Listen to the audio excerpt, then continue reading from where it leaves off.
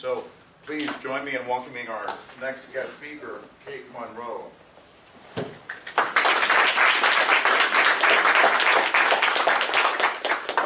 Thank you so much for having me. And he was kind enough to let me speak today, and it's really funny because he said, "Hey, you're going to be speaking about leadership." And I'm the CEO of VetCom, a company I started in 2020. And you want to talk about leadership. The story of how I got to speak here today will illustrate to you the type of leader that I am. So I only knew that this existed yesterday. I don't know, whenever you text me. I did not know this was a thing. And I decided, I'm going to speak at that tomorrow. So I got with Rob, who's on my team, and I said, "Hey, there's an event tomorrow. Call and get me in to speak." And he didn't think that sounded crazy, because he has been in my leadership long enough to realize that when I decide I'm going to do something, I'm going to move toward it. And because I have momentum behind me and my word has value and I sound like I mean what I say, other people go, "Well, I guess she's speaking," right? But that's part of leadership, right? Having the ear of the people you lead, right? God, like if you believe in God and you're a Christian, He has your ear, right? You look to Him to say, "Hey, what should I be doing? Should I be going left? Should I be going right?" And good leadership, you have a certain tone. You are in command, right? But I had to learn, being in the Marine Corps, that part of being in command of other people is that you are in command of you. And you can't be in command of you if you don't know where you're going, if you're scared all the time and you don't make plans and you're unwilling to move your energy towards something. That's going to become very problematic for you. Have any of you seen the movie Ender's Game? This movie, it's a very random movie. But essentially, it's way out in the future, and there's this kid who, he is in what they call command. He can see things faster. His brain is working faster than everyone else around him. And he is in command, right? When he's standing in this ship, they're fighting these aliens. They're relying on him being in command. Well, in my organization, everyone that works for me, they rely on the fact that I'm in command of where we're going. Have you guys seen Boys in the Boat? Boys in the Boat is a great movie. So these college kids were a bunch of ragtag group of kids that they put together for a rowing team, okay? And they were not doing very good. They were not doing good. They got a new coach, and they got a new coxswain. A coxswain is the person that sits at the bow of the boat, and they say when to row, how fast, how hard. If you're a good leader, and you have the ear of your people, you should be able to say, "Row!" And they should all go, oh crap, I guess we're rowing. I had to have a conversation with our people today. I said, "Guys, the load in the boat's getting heavy. There's 170 of us. And we have not dialed up this end of our operation, our sales, to meet the need of payroll. Right? Our payroll is $1 million a month." And I said, "It's time for us to row a little bit harder." And they heard me, and they're like, "Oh, okay, let's get, we better get to rowing." But leadership really comes from you first. You have to be able to lead yourself where you are going. I am never looking at what is tomorrow. I'm looking way out there. I already decided where we're going. I just have to get us there. You have to pre-decide where you're going and be willing to move toward it. In my book, Wake Up Ready, I talk about this very interesting TED Talk that I heard about the 5-second rule. And the 5-second rule, you guys have probably heard this before, the 5-second rule says that when you decide to do something, about 5 seconds is all you have to go that direction. Like if I decide I'm going to start getting up in the middle of the night like people like to do at 4 a.m. I'm not on the 4 a.m. wake up program. But 6 a.m. is fine. 4 a.m. is the middle of the night. But let's say I decided I'm going to start waking up at 6 a.m. I'm going to get up and walk with my son and make breakfast and do all this cool stuff. So let's say that I set my alarm and it goes off at 6 a.m. How easy would it be to go back to sleep? No one else knows I decided to get up at 6. No one else is even awake. I could easily just go back to sleep. But now I trained myself to retreat. So the first time I did it, I set the alarm for 6 a.m. It went off, and I went boom, boom, boom. And I went, oh my God, I already felt myself about to close my eyes. And I flipped my legs out, hit the floor, and stood up. And I was like, this was not actually as hard as I thought. So I took that one little thing, and I started being, like, I don't really like to go and talk to people. I like to talk in front of people, but I don't necessarily like to talk to people. And I ran for Congress, and you would think, no, you certainly like to talk to people. No, I do not. So I would decide, I am going to talk to that guy over there. The only reason I came here is to talk to that guy. And you could easily get scared, but I would go, nope, and I would just automatically decide. By the time I took 3 steps, I was definitely going to get to that guy, get out of him the conversation that I intended. So I guess I say all this to say that leadership starts with you. And it starts with, I decided, so I made a decision. That word has closure to it, because I decided, which means I committed the resources of myself and my company and my energy toward doing that thing. So a little bit about me, and I'm going to close on this. I was in the Marine Corps. I was in Marine Corps Intelligence, which is exactly what you're trying to do. I was a 26-21. I went in thinking I was going to be a linguist. I got into boot camp. In boot camp, I found out I was hypoglycemic. I did not know that I would just pass out if I didn't have a snacky or two. And so they had no idea why I had that. They sent me all the way from Paris Island to San Diego Balboa Medical Center by myself. Had me stay at the Pickwick Hotel, which is basically a crack hotel. I was scared out of my mind. I was 19 years old, calling my parents like, what in the world am I doing? I just came from Christian college. I was like way out of my depth. And so I ended up getting through boot camp. I got to the Crucible. I don't know if you guys know what the Crucible is, but it's an event at the end of boot camp that puts you under a lot of pressure, mostly physically. And on the first obstacle, I fell and I broke 2 ribs. And then the next night, I stepped in a hole and broke my ankle. And I finished it anyway. Because in the era that I went in 1998, you couldn't just like call your parents and be like, hey, can you sort of move the flights around? And can you get you and grandma and grandpa? There was none of that.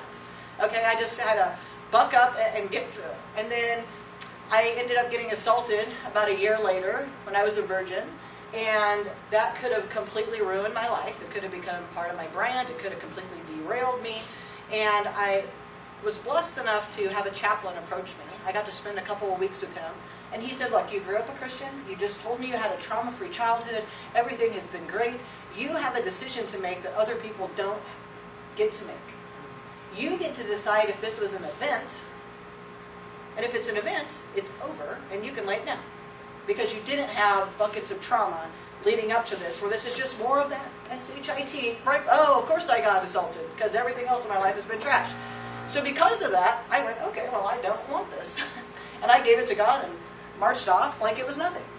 And then 6 months later, I was in a softball accident. I know that sounds really crazy, but I smashed my nose in an eye socket, lacerated my face. I completely almost tore my whole, like this part of my face off. I almost lost my left eye. I'm missing part of my skull that made my nose.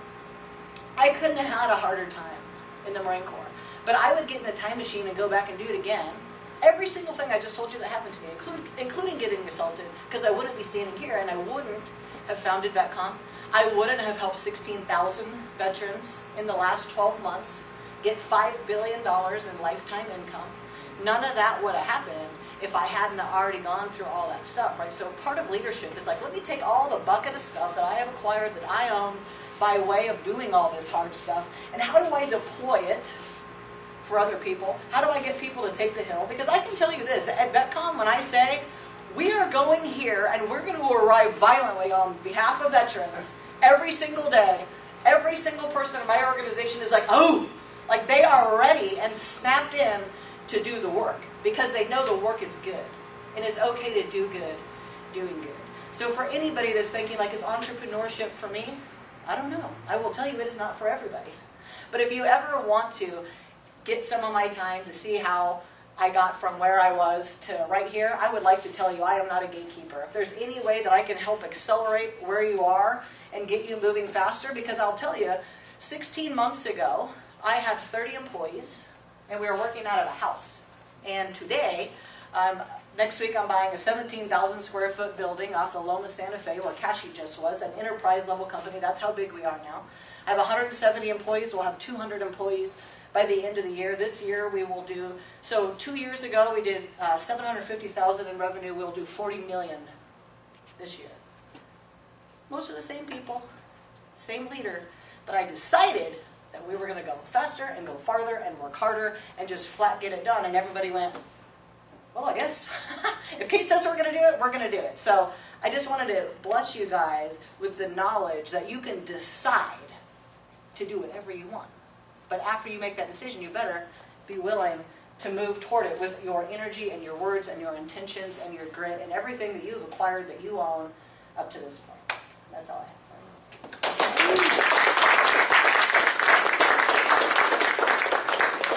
Does anybody have any questions? I know you've been here all day, but if you do, I'd be happy to answer them. If not, go ahead. You're amazing. Oh, It sounds thank you amazing. very much. Can you remind or remember a time where you didn't feel confident? What did you do to get that confidence? I mean, you weren't always this confident, I'm assuming. No, I mean, I think, I've built that confidence. In the last 2 years, I picked up a lot of speed with my confidence. I decided, right? You're going to hear me say this word a lot. I decided to run for Congress, and then I made everybody run for Congress with me. I was like, you're going to do my social media, and you're going to go to all the events. So in running for Congress, I had to speak a lot more. I had never been on the news 2 years ago. Not one time ever in my life, never wrote an op-ed, never been on the radio, never been on a podcast, never been on national news, and now I've been on 500 times in the last 200 years. So when you pick up, you just start speaking, right? I think, who was it that said, I don't even know if she's in here anymore, but it's okay to do things while you're scared. It's okay to be scared and still do things. I mean, I think sometimes we're scared, sometimes we're just excited. A lot of things we're doing, like, I'm excited to do that, but it can create an anxiety feeling where you mistake it for fear. So, yes, I do, but at the turn of this year, we had a hostile takeover of our company on New Year's Eve at 7 p.m. The parent company that thought they had acquired us decided to tell me that I was fired and to tell all of my personnel before they told me. That's how I started my year. And my entire family was at my house, so I went upstairs, because I wasn't going to crap that out, and I sat on my bathroom floor, and I cried for about 5 minutes until I choked on my tears. Like, couldn't breathe. I was crying so hard, I was literally, like, choking, and I choke very easily. And after 5 minutes, I went, well, crying's not going to help anything, and I stood up, and I called every leader in the company, and I said, shut this down, remove my likeness from this, call the sales department, everyone's taking an make sure the claims people are going, and the whole company just flipped on a dime. And it only took us 20 days to completely overcome them. But I was scared. I was scared when I was going to break back in the buildings. I was scared going to court. I'd never been to court in my life. But now that it's behind me, I guess anything can be temporary if you keep moving. Because it will get behind you. It will become permanent. You will live in that crap forever if you stop. You're sometimes 2 steps away from being completely out of something, and I think that's really the trick. When you get scared, keep going, because it will get behind you very quickly. In boot camp, just keep going. These leaders you want to talk to, you want to be the leader of these kids, go lead one of them, and it won't be as hard. Anybody else? I know that was a lot like drinking through a fire. I was very fast because I got that news kind of. Go ahead. You plan on running for Congress again? The party just called and asked me to run for the 38th California. But honestly, I think this company in 3 years is going to be worth $500 million and have 1,000 employees and have helped 1 million people. That's a bigger calling to me, because we get veterans their disability benefits. Nothing is more important to me than radically changing people's lives. And I lobby, and I write legislation, the Veteran Entrepreneur Act that got presented. We're actually working on a patriotic pathway to citizenship. That legislation we're almost done crafting with some seated members to allow, if you served, you are a citizen. It shouldn't really be that difficult. I don't know why it's so hard. But I think you have more control when you lobby and you have money, because then you can control 100 people instead of just yourself. So I probably wouldn't, but I'm not totally opposed. Anybody else? I know that was a lot, but I really appreciate you guys. I appreciate you for having me. Thank you so much. Thank you so That much. was awesome. Thank you so much.